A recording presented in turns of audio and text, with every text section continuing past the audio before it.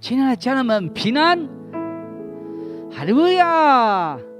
今天是上帝所赐的安息日，今天也是上帝要赐福给我们的日子。阿们吗？工作了6天，第7天，上帝要我们停了一切所做的工，肉体可以得到休息，但心灵呢？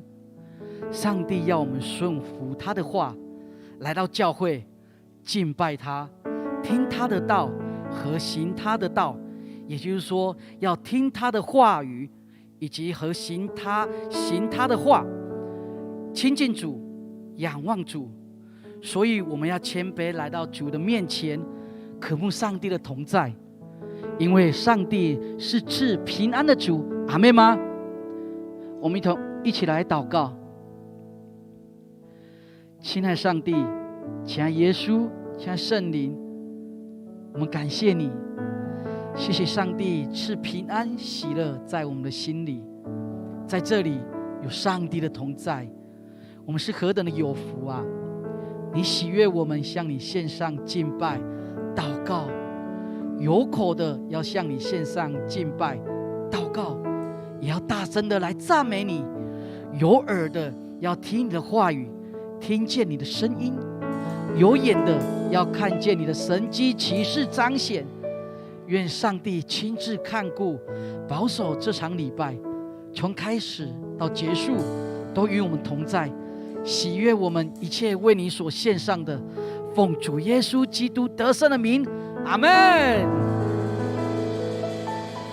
希伯来书第4章第16节告诉我们，所以我们只管坦然无惧的来到施恩的宝座前，为要得着怜悯蒙恩惠，做随时的帮助。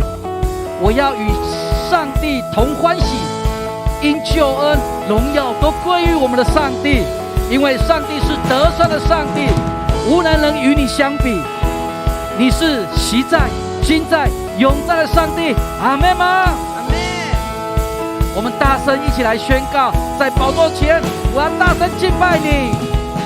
在你宝座前，我献上我的敬拜，我高举双手，扬声敬拜，愿救恩归于宝座上的你。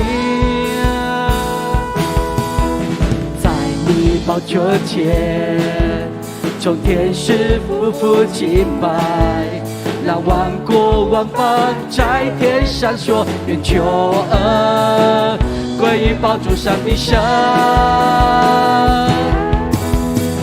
哈利路亚，哈利路亚，哈利路亚，救恩荣耀都归于我们的神。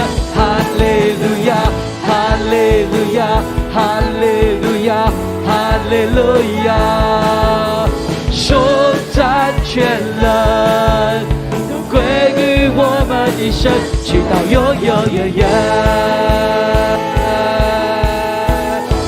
神是配得我们一切敬拜与赞美的吗？好不好？我们再从头来一次，让我来到主你的宝座前。在你宝座前，我献上我的敬拜，我高举双手，扬声敬拜，愿救恩归于宝座上的神。在你宝座前，众天使夫妇敬拜，让万国万邦在天闪烁，愿救恩归于宝座上。我们再次举手，哈利路亚，哈利路亚，哈利路亚，哈利路亚，救恩荣耀都归于我们的神。哈利路亚，哈利路亚，哈利路亚，哈利路亚，颂赞全能都归于我们的神。我们再次说哈利路亚，哈利路亚，哈利路亚，哈利路亚，哈利路亚，救恩荣耀都归于我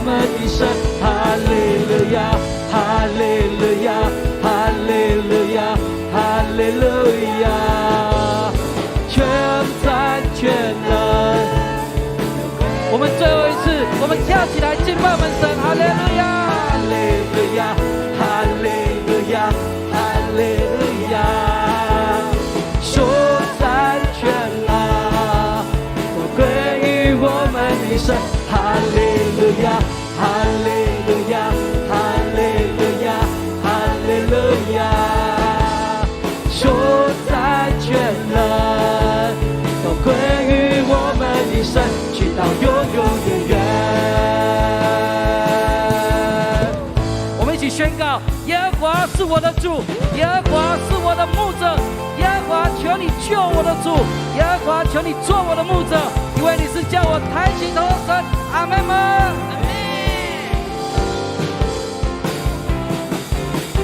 耶和华是我的主，必不致动摇。耶和华的帮助，还要惧谁呢？耶和华是我牧者，必不致缺乏。有耶和华做我旌旗，必全然得胜。耶和华是我是为的盾牌，是我的荣耀，又是叫我抬起头的神。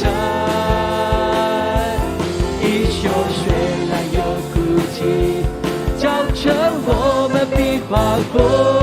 你是我的帮喜，我的帮助。我们拍手来赞美我们主。主，我们赞美你，哈利路亚！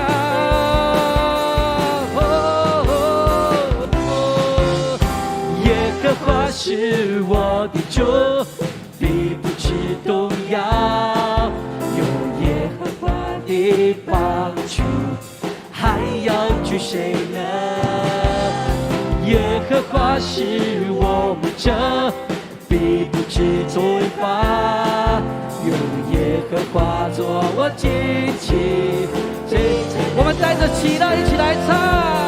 耶和华我盾牌，耶和华是我是为的盾牌，是我的荣耀，又是叫我抬起头的神。一宿虽然有哭泣，早晨我们必欢呼。我的磐石，我的帮助。弟兄姐妹们，喜乐吗？平安充满你们吗？好不好？我们这首歌是充满着喜乐、充满平安的歌。当我们唱到副歌的时候，我们不要吝啬我们身体，我们站起来，我们用身体来赞美我们主，我们跳歌跳舞来赞美我们主。阿们吗？我们再从头来一次。耶和华，你是我的救主。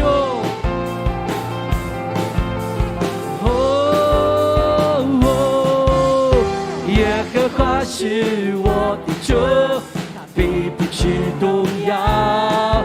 有耶和华的帮助，还要惧谁呢？耶和华是我牧者，必不致缺乏，不缺乏。做我旌旗，准备好了吗？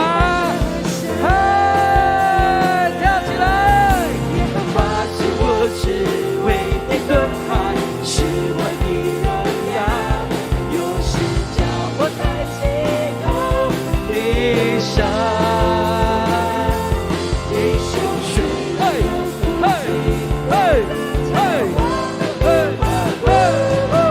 泣，我们再次耶和华是我的磐石，为盾牌。耶和华是我是为的盾牌。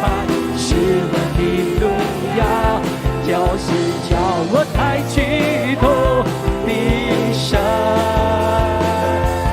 一宿虽然有哭泣，早晨我们必欢呼。你是我的磐石，我的帮助。你是我磐石，你是我的磐石，我的。我们再次说，宣告说，你是我磐石。你是我的磐石，我的帮助。哦，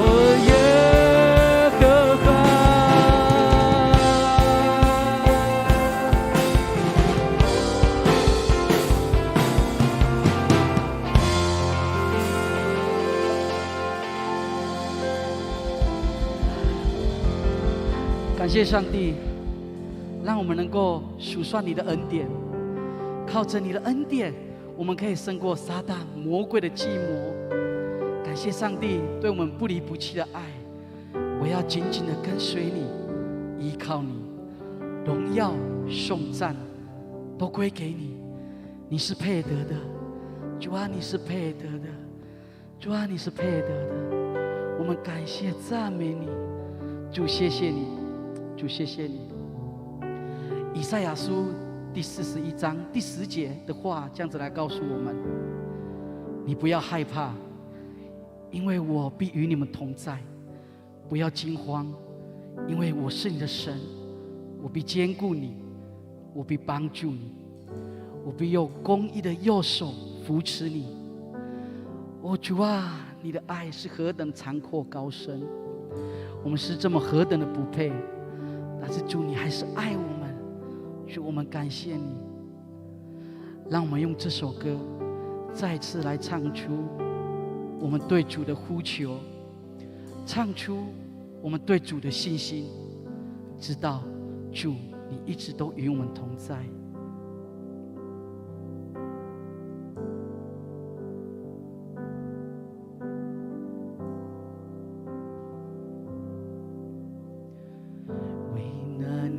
到我心靠你，甚至你必领我度过，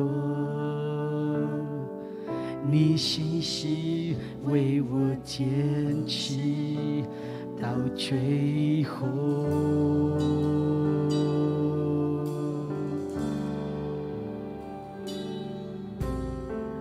当暴风雨向我靠近，有你同在，我不知畏惧。你是我的牧者，我所依靠。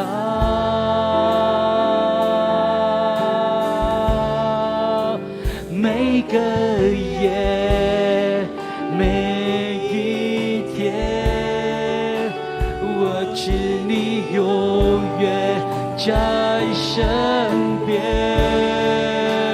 祝你永远与我同在，在你里面没有改变，你的坚定从昨日到今日，一直到永远。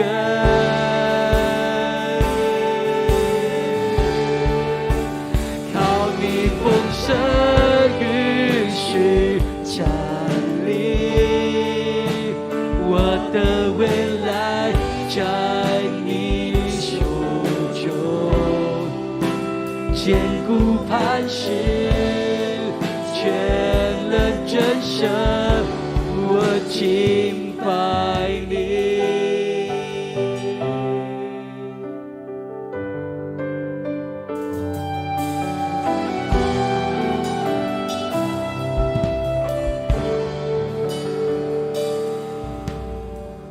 当暴风来，我紧靠你，甚至你必领我度过，你心事为我坚持到最后。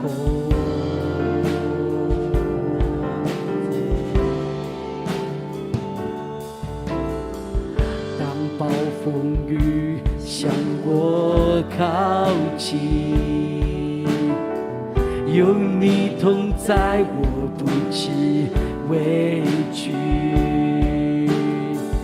你是我的牧者，我所依靠。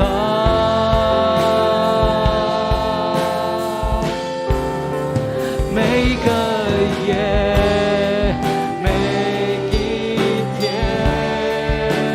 我知你永远在身边，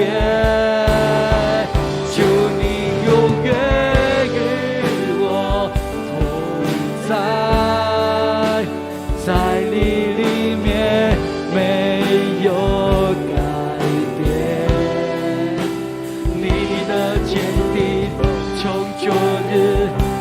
今日，一直到永远。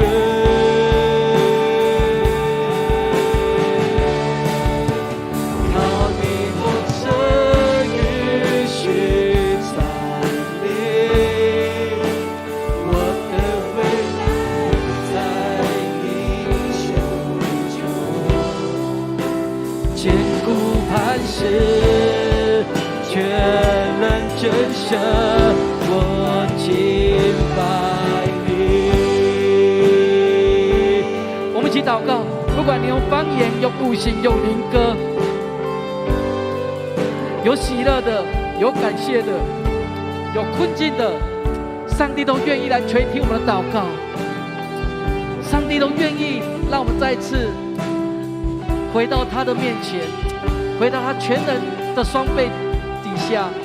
弟兄姐妹们，我们再一次来到主面前，我们呼求主三声，我们一起向神来祷告。哦，主啊，主啊，主啊！主啊，谢谢你的大爱，主啊，谢谢你的大人不离不弃的与我同在。主啊，你知道我不好，但是主你还是将你最好的赏赐给我。主啊，是何等有福！主啊，在早上我们看见，主啊，当台风过境时候没有来到我们台湾。主啊，当我们缺雨水的时候，你就降下那雨水来滋润我们。主啊，我们台湾是何等有福啊！主啊，恳求你再次来与我们同在。主啊，我们知道有时主我们得罪了你，主啊，我们没有照你的心意。主啊，恳求你再次赦免我们。主啊，恳求你再次收回你的怒气。主啊，恳求你不要降灾难于我们。主啊，我们都是属乎你的。主啊，让我们每天能够借着祷告，借着灵修，借着灵歌，再次能够向你呼求。主，你必与我们同在。主啊，你要让我们再次睁眼看见。主啊，你的神迹奇事大大彰显出来。主啊，恳求你再次来与我们同在，坚固我们的心，坚固我们的信心，知道你是那又真又活的神，没有人能够取代你。主啊，再次让我们将我们心交托在主里，主你是配得的，主你是配得我们所祷告的。主，我们感谢你，我们再次呼求。主啊，恳求你再次与我同在。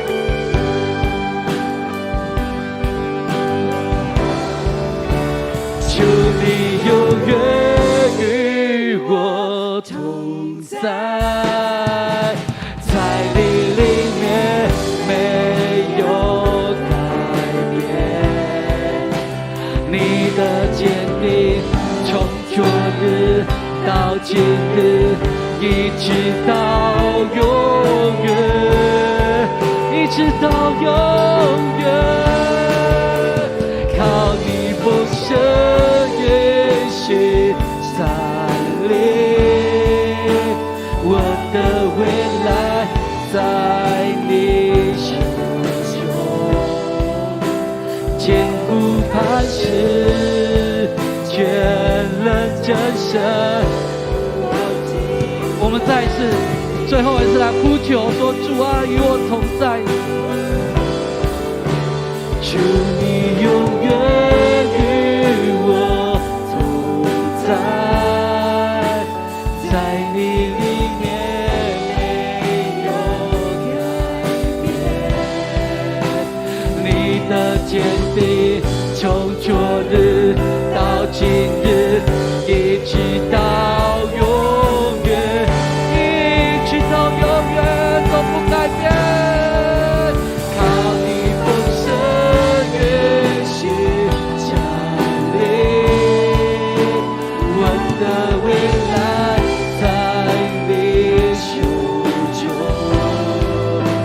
坚固磐石，全能真神，我敬拜你。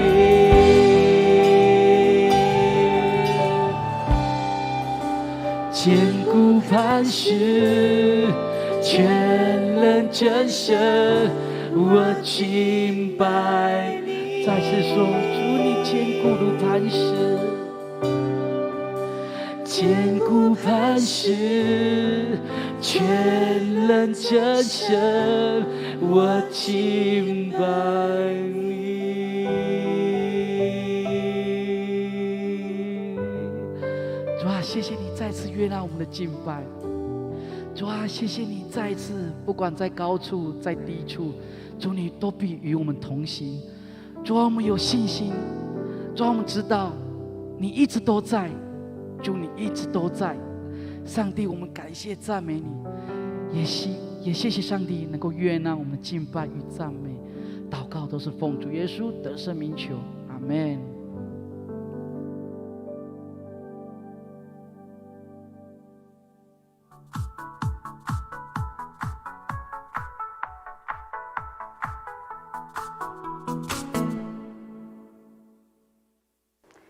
各位弟兄姐妹，大家平安。报告本会消息：右昌教会公告，指挥中心虽然宣布7月27至8月9日防疫层级降为2级，但室内只限50人。本会所有相关的实体聚会都暂停至8月9日止。但周三祷告会、周六青崇、主日台语及华语的礼拜，我们都会采取线上直播聚会方式进行，敬请大家务必配合。线上聚会期间，敬请小组长配合，回报各组线上小组聚会人数。学生牧区、儿童牧区小组长，请务必帮助孩子做到奖学金申请的规定事项，以免影响孩子权益。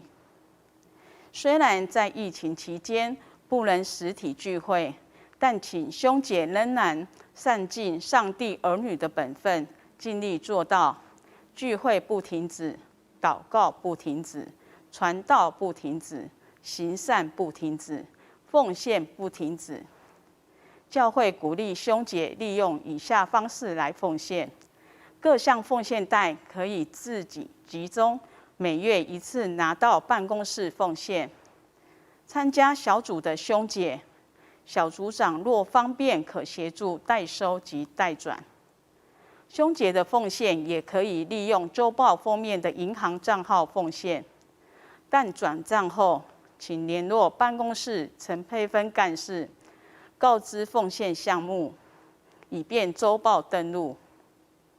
在疫情中，求主保守我们的心胜过一切，小心防范，但不要惧怕。请大家更多祷告，更多彼此关心，以实际的行动为主做美好的见证。8月份定期长执会定于8月1日下午3点半在线上召开，敬请大家留意出席。本会设计一起相挺又在一起，店家名单可以扫描 QR code 查阅完整的资讯，并在疫情期间给予多一些支持与惠顾，一起度过难关。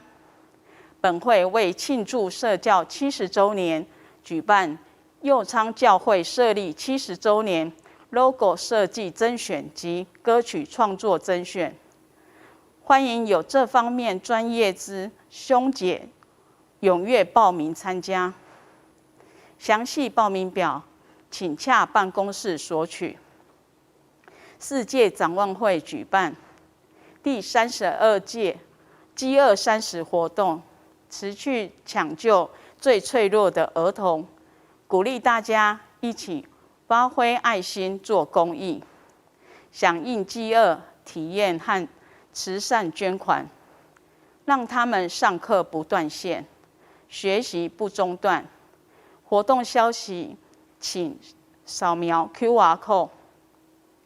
肢体消息：成人牧区本主日下午8点在线上召开小组长会议，敬请各位小组长准时参加。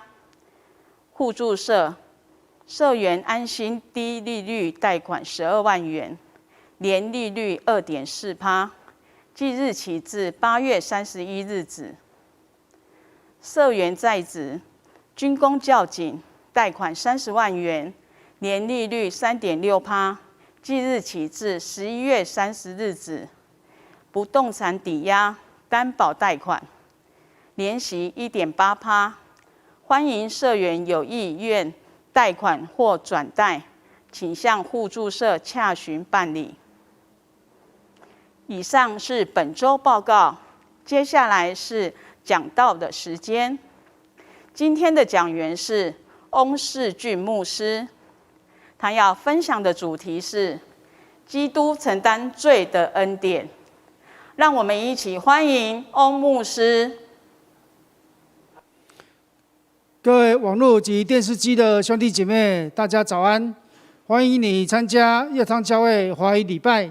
在我们还没听信息之前，我们一起来聆听圣歌队的献诗，他的歌曲是《看这世界》，我们一起来观赏。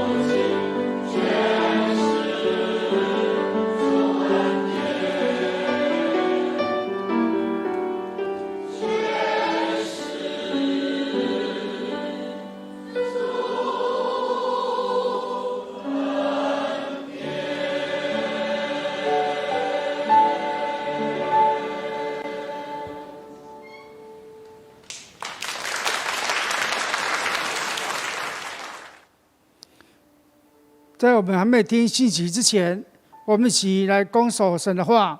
在加拉太书第3章6到14节，神的话这么说：正如亚伯拉罕信上帝，这就算为他的义。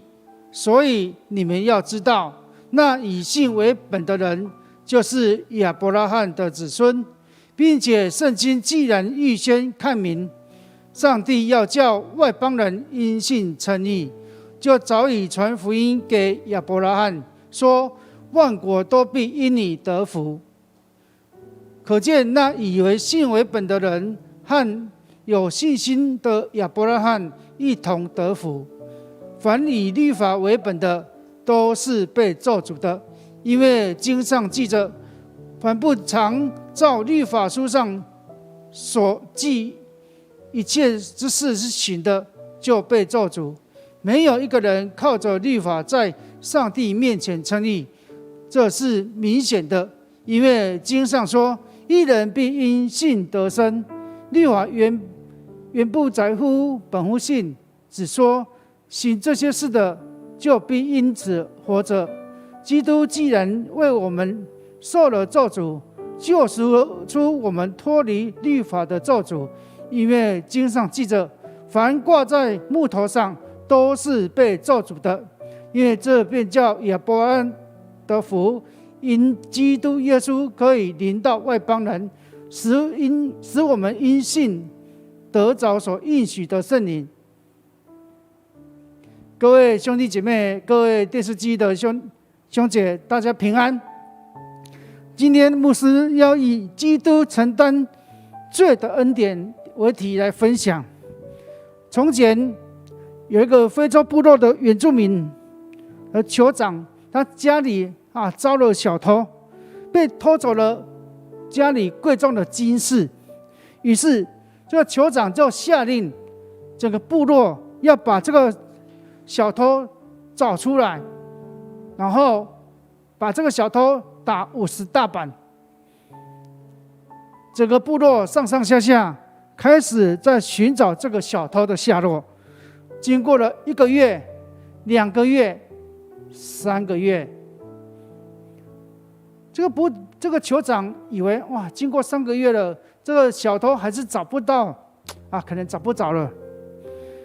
突然有一天，消息传来了，这个小偷被抓到了。这个酋长感到非常高兴。这个小偷被抓到酋长面前，这个小偷他头上罩着面罩，酋长看不到这个小偷的庐山真面目。当这个小偷站在酋长面前时，这个小偷的头上的面罩被掀起来。这个酋长发现，这个小偷竟然是自己的独生子。于是这个酋长当众宣布，把这个小偷打50大板。于是这个酋长旁边的部属问酋长，你确定这50大板的刑罚要打在你孩子身上吗？酋长没有因为自己的孩子而否定那先前所下的命令。于是酋长告诉了部属，要刑罚。当这个小偷要接受刑罚之前，这个酋长忽然喊天！这些部属以为酋长后悔了，后悔他先前下令要把小偷打50大板这样的命令。大家以为酋长舍不得自己孩子被刑罚，结果这个酋长亲自趴在他孩子身上，告诉行刑的官员说，把50大板打在我身上吧。那个负责行刑的官员一开始很犹豫，酋长说打吧，因为我对我的孩子管教不当，如今他沦落了，成为小偷，我应该要替他承担这样的刑罚。各位兄弟姐妹，今天耶稣基督是否也承担了你我该行的罪行呢？我们都知道，犹太人的祖先亚伯拉罕，他被称为信心之父。在加拉太书第3章第6节这么说：亚伯拉罕信神，就算为他的义。我们可以从创世纪第15章看到耶和华上帝对亚伯兰说：亚伯兰，你不要惧怕，我是你的盾牌，必要大大赏赐你。但是亚伯兰对上帝的赏赐似乎不怎么领情。上帝要对亚伯兰说：我要赐给你的后裔，如天上的星，海边的沙。亚伯兰对上帝说：我既然没有儿子，你赏赐我什么都没有用。我唯一的继承者就是大马士人以利以谢，是在我家出生的仆人，要继承我的产业。然而上帝对亚伯兰说：奴仆以利以谢不会是你的继承人，只有你亲生的儿子才是你的继承人。上帝带领的亚伯兰到外面去看天上的星，海边的沙，应允你将来的后裔就是这么多。我们看到第6节当中，圣经说亚伯兰信耶和华，耶和华就以此为他的义。我们从这一节当中看到亚伯兰从上帝应许当中，他信了上帝，上帝称他为义。所以我们看到并不是亚伯兰他献了独生子以撒才称为义。最近牧师看了一个网站有一个牧师写说，亚伯兰信上帝，没有领受圣灵，而我们新约信上帝，我们有领受圣灵。其实这样的说法并不正确。我们刚刚从创世纪看到，上帝直接对亚伯兰说话。当时的亚伯兰并不需要透过圣灵的启示来得到上帝对他的讲话。所以我们看到在加拉太书第3章写说，亚伯拉罕信神，就算为他的义。各位兄弟姐妹，我们从希腊文这个信，希腊文 ekpation 这个信呢，就是相信、信靠，将一件事情交托给他人。当我们愿意相信一个人，我们愿意把我们重要的事情托付给他。譬如说，牧师要录了一个早祷的节目，然而在录影的之前，刚好碰到银行3点半要关门，牧师手上有一个3000万的一笔资金，要入到银行的账户里面，然而在当下我却要录影。这时候教会有个弟兄刚好要去银行办事，牧师信得过他的人格，于是我把这3000万交付给他，由他来帮我存到银行的户头。各位兄弟姐妹，你想这个弟兄会不会因为看到牧师交付他3000万，心生歹念，卷款而逃呢？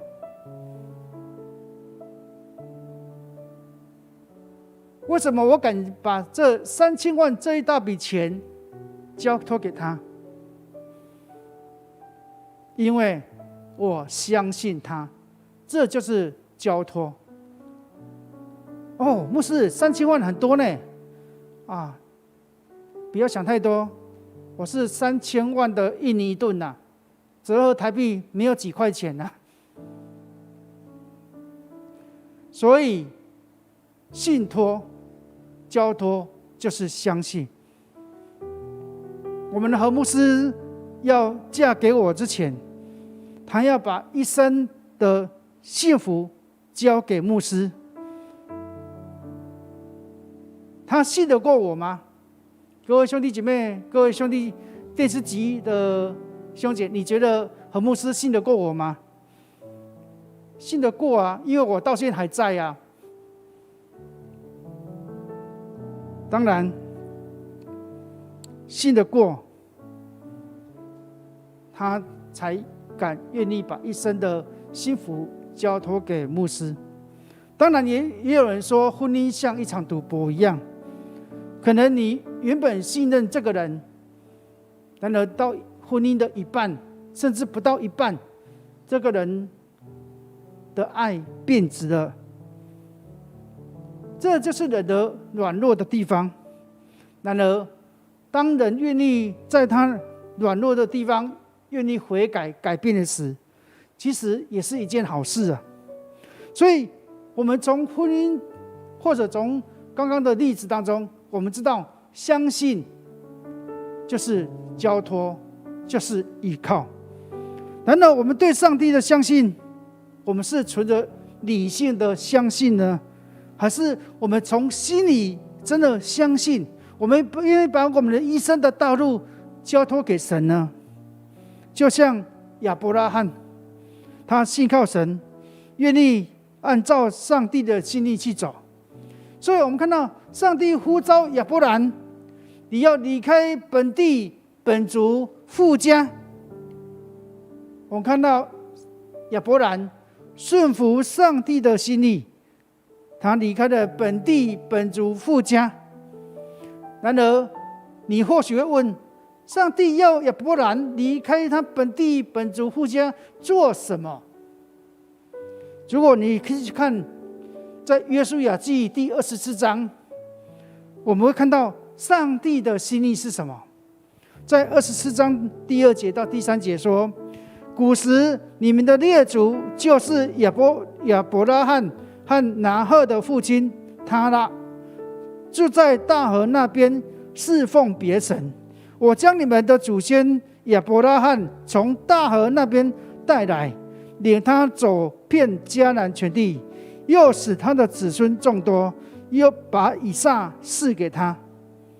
各位兄弟姐妹，我们看到上帝呼召亚伯兰离开本地本族父家的目的，就是要他离开偶像崇拜的故乡啊。亚伯兰选择相信上帝，上帝就带领他走一条义的路。所以我们相信，我们的生命对上帝的相信，必须以全心的倚靠上帝，我们就与亚伯兰一样，走在一条蒙恩典的义路上。使徒保罗告诉加太教会的信徒说，你们要知道，那以信为本的人就是亚伯拉罕的子孙。我们从经文当中我们看到，保罗说，你们要知道这个词性是属于动词。这一句是命令的意思。你们要知道，就是命令他，命令加拉太教会信徒，意思说保罗以后讲的话，加拉太信徒必须要知道、明白，而且记住信仰的根基。各位兄弟姐妹，信仰的根基就是信心。有信心的人才是亚伯拉罕的子孙。然而，很多犹太人不这么认为。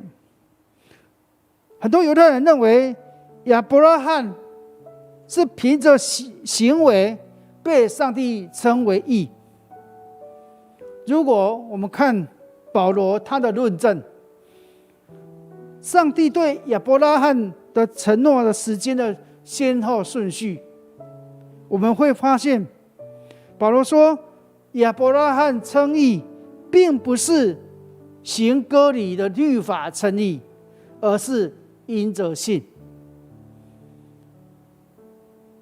因着信成为亚伯拉罕的子孙，也是成为上帝的百姓。这些人他可以承受上帝给亚伯兰各样的属灵的祝福，同样他也可以承受同样的祝福。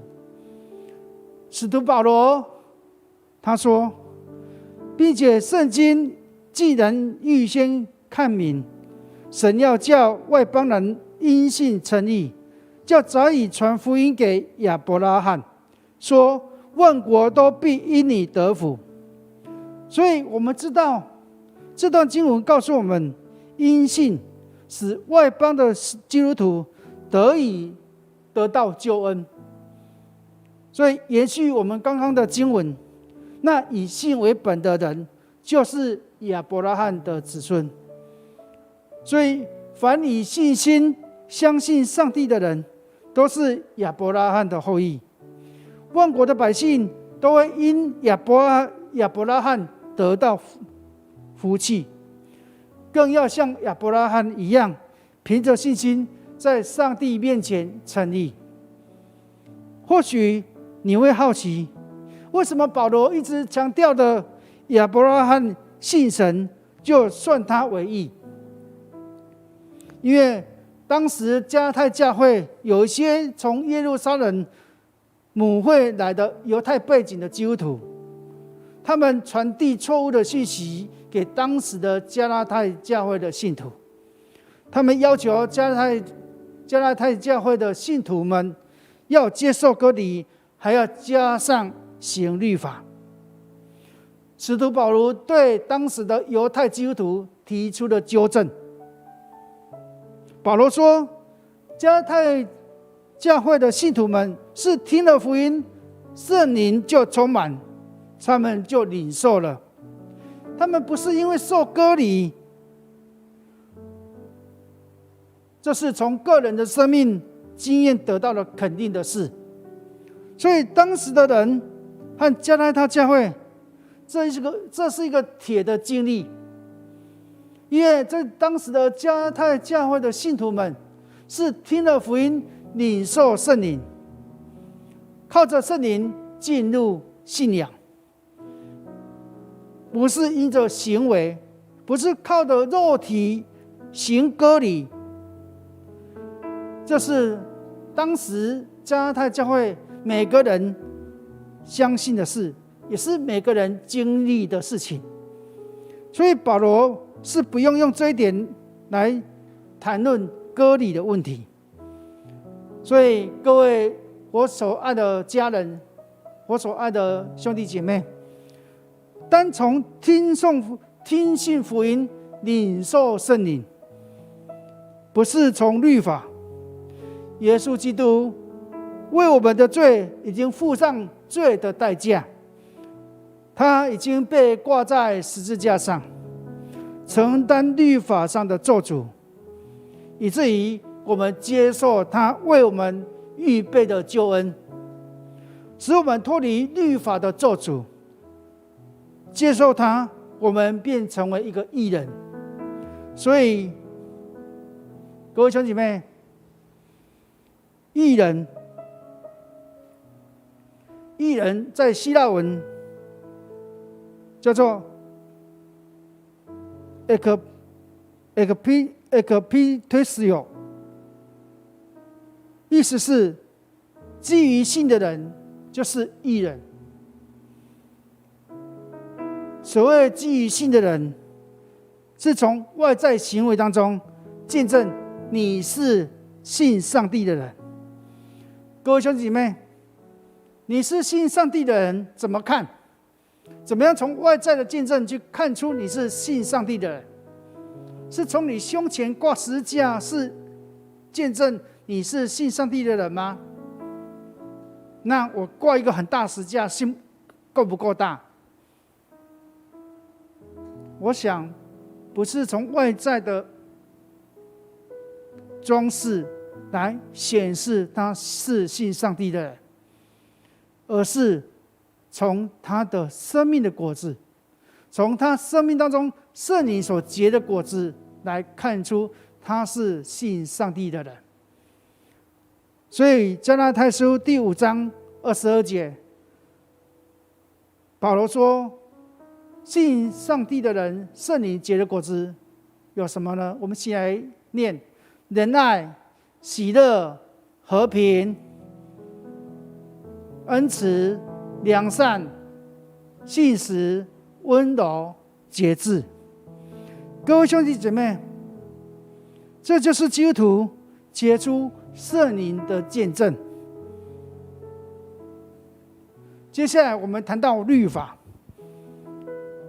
我们不知道对律法的看点、观点，你是觉得律法对我们信仰有帮助，还是有阻碍呢？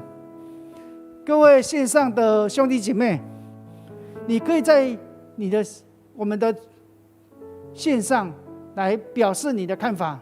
你觉得律法对我们的信仰是一个有帮助的，还是阻碍呢？你可以写在上面。律法就是所有的规定，律法其实它不是不好，律法呢，它是帮助人们远离罪。重点来了，在犹太人对律法的观念是，如果人们可以完全100%的来遵行律法，人就可以因着律法来因信称义，人就可以因着律法得到救恩。很可惜，没有一个人可以完全遵守律法的称义。所以律法对我们来说不是没有帮助，律法其实是帮助人们远离罪，得上帝的喜悦。重点来了，人没有任何一个人可以100%可以遵守律法，所以律法不但不是帮助，遵守律法不但不是帮助，反而是难阻。刚刚牧师不是说遵守律法是帮助人远离罪，得上帝的喜悦，怎么现在又马上讲说遵守律法不是帮助，反而是难阻呢？我举个例子，一个高中生他毕业准备考大学联考，他目标是考上药学系，但是这个学生他在高中所有科目当中，他只有化学跟理化这2科是分数很高的分数，但是这个学生其他的国文、数学、英文、历史、地理这几科，这个学生几乎都是考个位数的。你们会说这个学生功课是十分顶尖的学生吗？你会觉得这个学生的学业是顶尖的吗？如果你可以想象，这个学生他期待考上药学系，但他光凭物理跟化学这2科的高分就可以足以让他考上药学系吗？不可能嘛！要考上化学系，要考上药学系，至少每一科成绩都至少要及格以上吧，至少要到一个水平以上吧，他才有机会考上药学系。各位兄弟姐妹，犹太律法就是如同这个学生一样，他很多律法，他只遵守一两项，就算他是全面的遵守律法吗？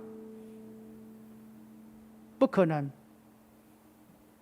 他守了一两项的律法，不可能帮助他因此得上帝喜悦，因此而远离罪。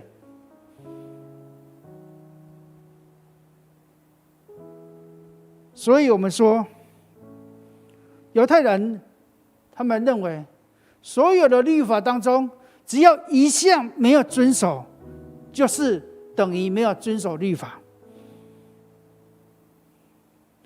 这对于人们想透过遵守律法远离罪，得上帝的喜悦来讲，哇，这么多的律法要遵守，哇，好沉重哦，修不了，守不完啊。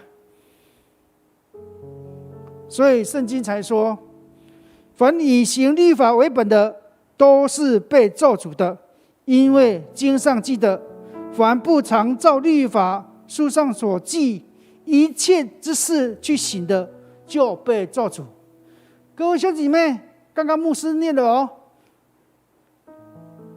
凡不照律法书上所记一切之事去行的，就会被咒诅。也就是说，所有律法当中，只要你有一小项没有守，你就被咒诅了，你就是等于被看为不遵守律法的人。所以保罗才说，要靠着行为，要靠着律法成为得救的途径，那就是被咒诅的。因为律法规定，如果你没有100%的遵守律法，你就是被咒诅。相反的说，如果你遵守了100%的律法，你就拥有上帝的赐福。然而如果没有，你就被咒诅。所以保罗告诉加太教会的信徒们，如果喜欢透过行律法被称为义的，可是又不能完全遵守律法的，那只能在律法下被咒诅了。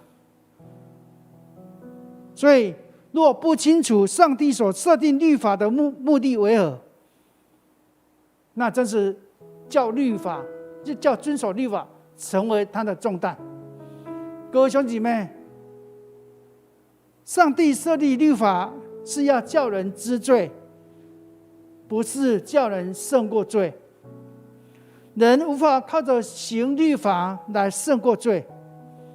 如果把上帝设立的律法知罪变成得救的途径，保罗说，这样的结果你就会被咒诅。所以因为你没有办法100%遵守律法，根据律法规定，你就要被定罪，就要被咒诅。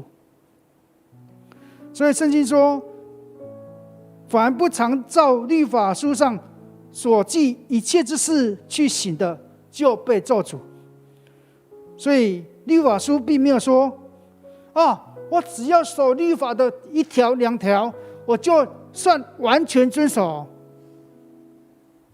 那如果按照犹太的基督徒的观念，我守了割礼了，我就可以得救了。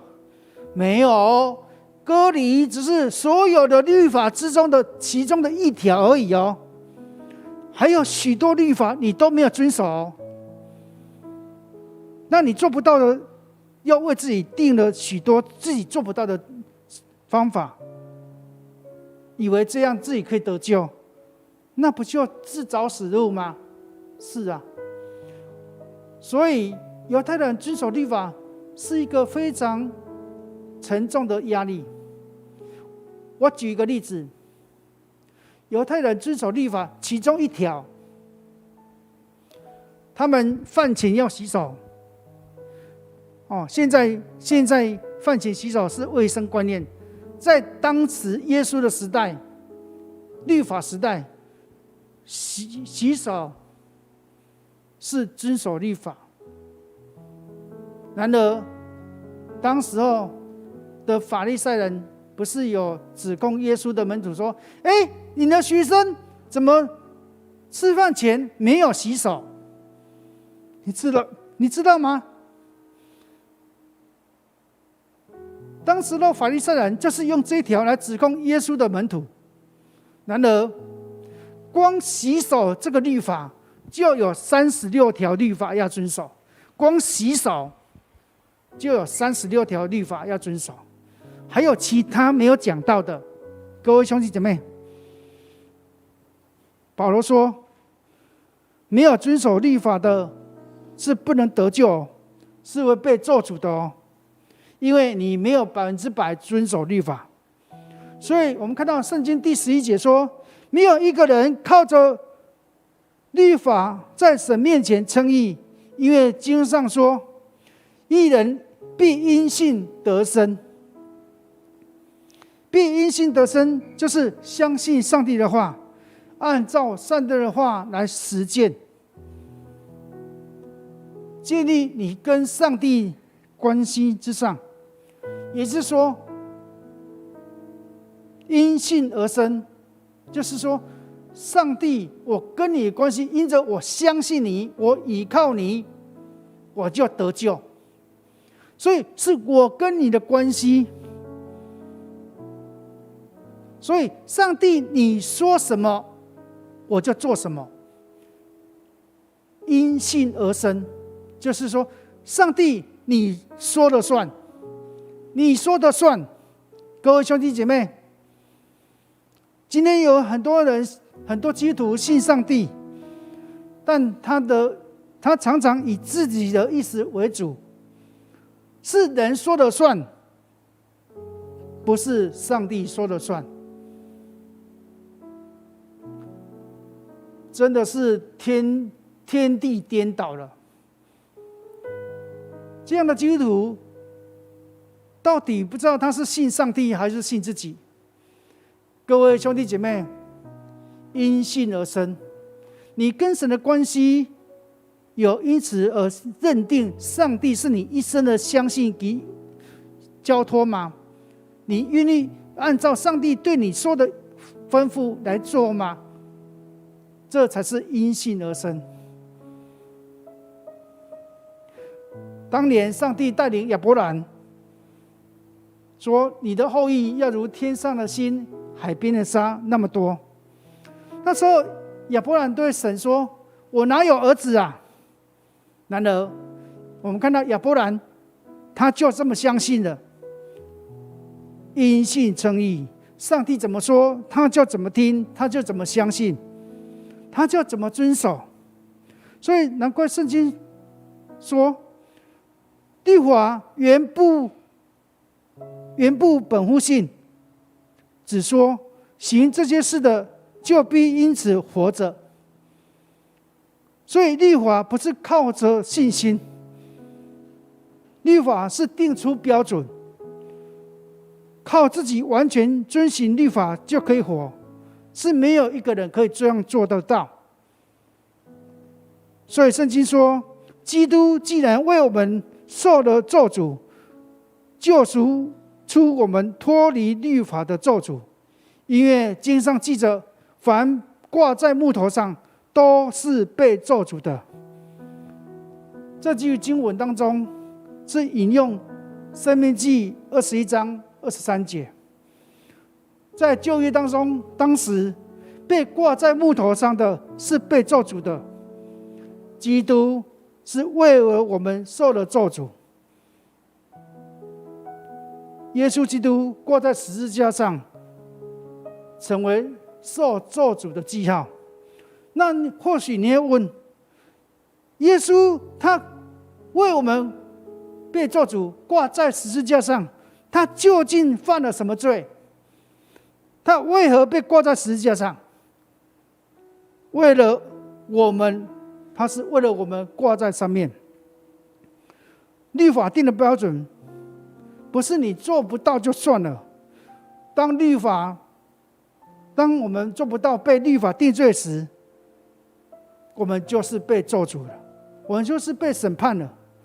所以耶稣基督救赎我们，使我们被律法咒诅的被拯救出来。各位兄弟姐妹，各位亲爱的家人，上帝的公义我们都无法100%达成。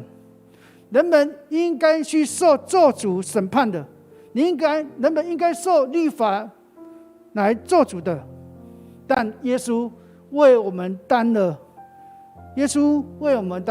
所以在耶稣基督的救恩里，他担起了罪。耶稣担起我们的罪。那牧师要问你，耶稣基督为我们担起的罪，你觉得罪还在不在？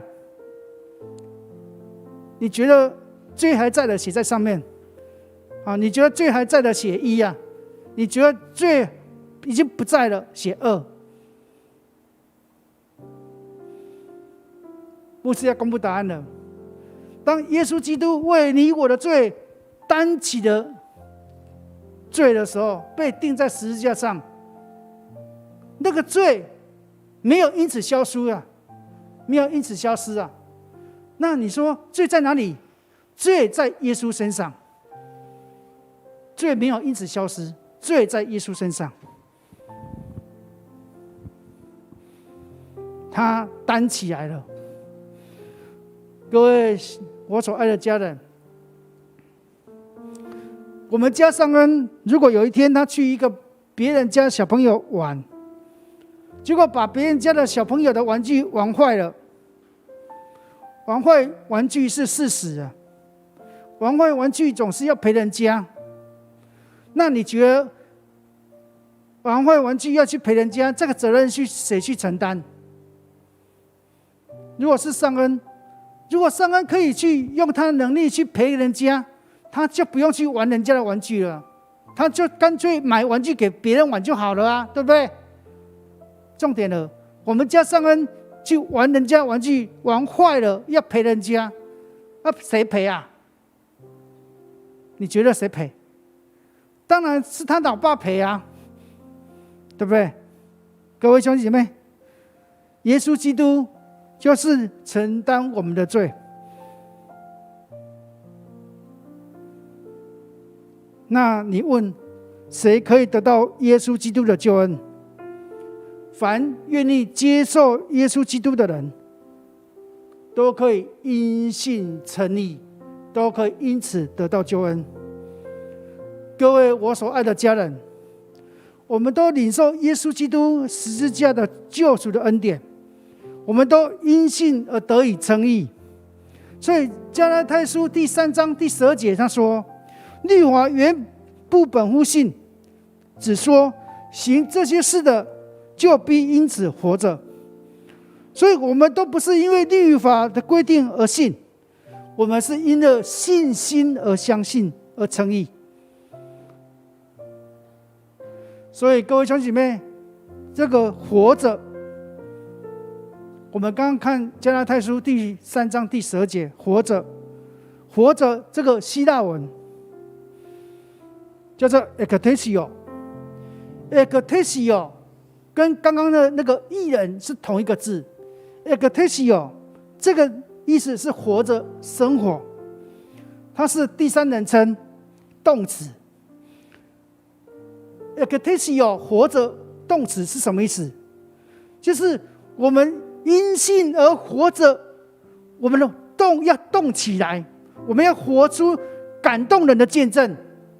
所以那个 ekthesio 这个希腊文不是名词，不是说而已，不是一个表征，它是动词，是什么？是要有做出感动人的爱，是必须动出来付出行动的。所以 ekthesio 你必须要活出来那个动，那个生命力。所以我们拥有了基督承担我们罪的恩典，罪的恩典，你怎么样得到罪的恩典？就是信心加恩典。你有上帝的给你的信心，相信，加上上帝白白给你的恩典，你就得到了。所以跟你的家人说，信心加恩典。所以我们领受这个救恩的恩典，要动起来，不能暗砍哦，不要藏私哦，你要热情的去分享出来，你的恩典就越多。阿们。愿上帝施恩祝福在我们当中。所以我们知道，耶稣基督为你我的罪已经承担了罪的咒诅，你要因此而感谢神，因此而活出也肯定是有那个生命的见证来荣耀上帝。所以我们教会在做幸福小组，就是每个人都要以耶稣的爱去分享出去，这样生命恩典爱就越多。愿上帝施恩祝福我们今天的领受。我们这时候来唱这首诗歌，何等恩典。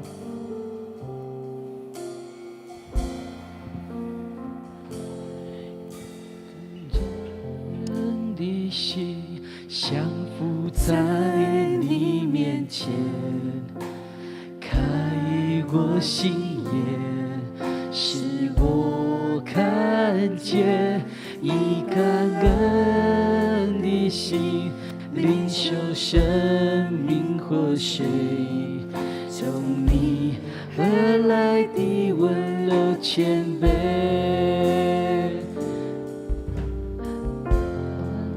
的心降服在你面前，开我双眼，使我看见一个人的心，领受生命活水，从你而来的温柔谦卑，何等恩典，何等恩典，你既然在乎我，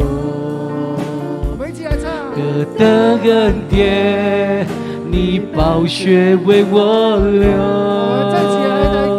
何等恩典，你以尊贵荣耀为我冠冕，我的罪必充满赞美，何等恩典，何等恩典，你既然在乎我，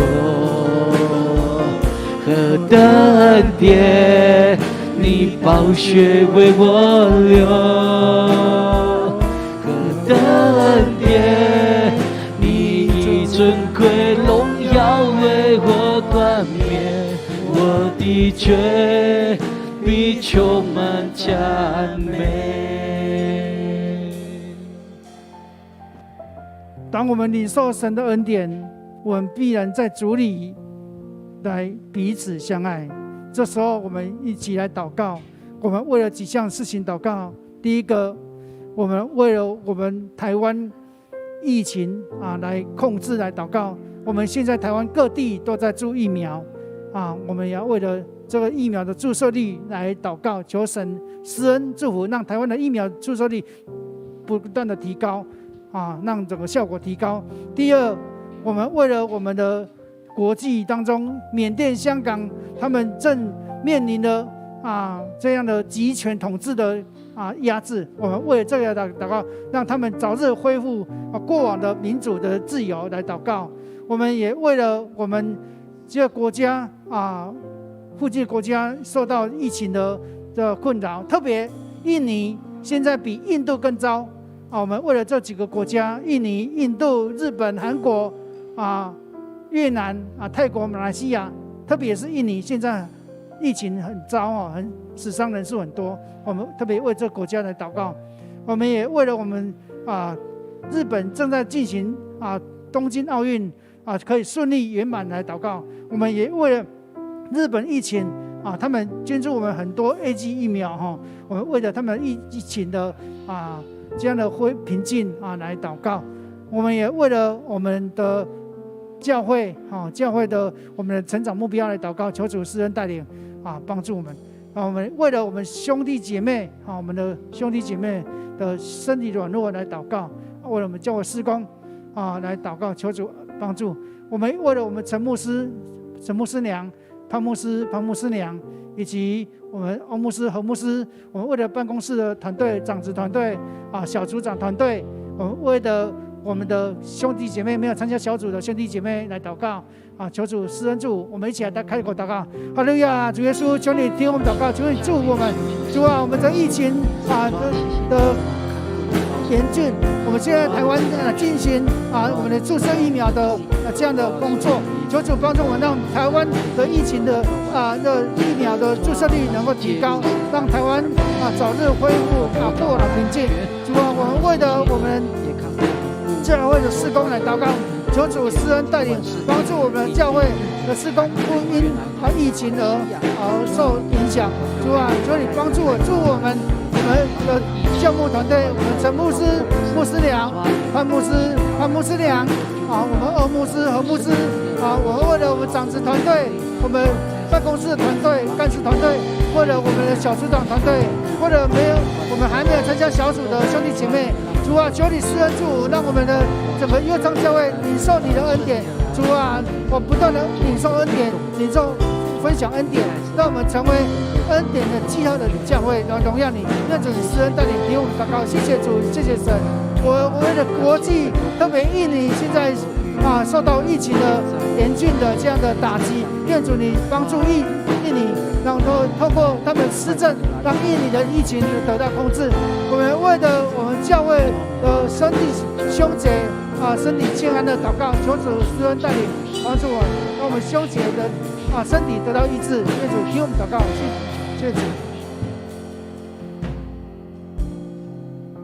主耶稣，求你垂听我们祷告，祝福我们，让我们的教会，让我们的疫苗的注射，让国际的疫情都得以控制。主啊，祝福我们各团队在你面前都蒙恩。愿主施恩带领，听我们祷告，奉耶稣名求，阿们。我们同心来领受神的祝福。愿主耶稣基督的恩惠、天父上帝的慈爱、圣灵感动，常与你们同在，从今直到永永远远，阿们。愿上帝祝福我们，我们下周日再见。